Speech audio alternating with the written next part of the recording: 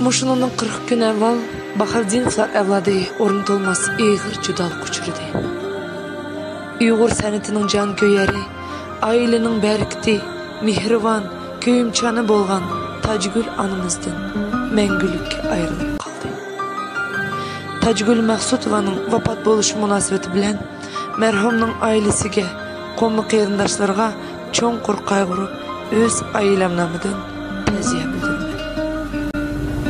Her bir talebimning chorasin topgan, manga tash atqanga jinini atgan, dard cheksam yenimda qayg'urib yotgan, bu mening anam, bu mening anam.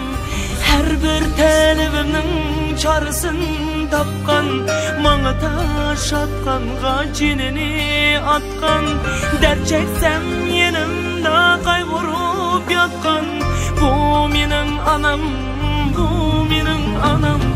Kechilar uxlamas bedarim, bu aciz jinim g'amadarim, quyoshli chiroyli bahorim, bu mening anam, bu mening anam.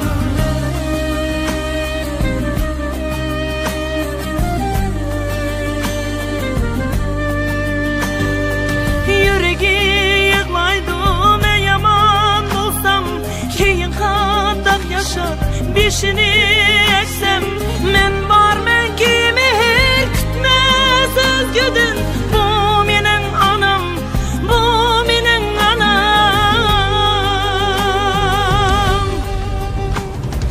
Kechilar uxlamas bedarim, bu aciz jinim g'amadarim, quyoshli chiroyli bahorim, bu mening anam, bu mening anam.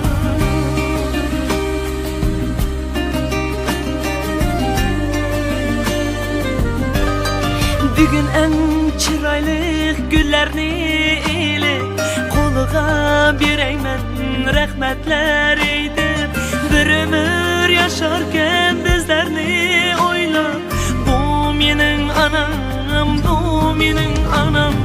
Kechilar uxlamas bedarim, bu aciz jinim g'amadarim, quyoshli chiroyli bahorim, bu mening anam, bu mening anam. Kechilar uxlamas bedarim, bu aciz jinim g'amadarim, quyoshli chiroyli bahorim,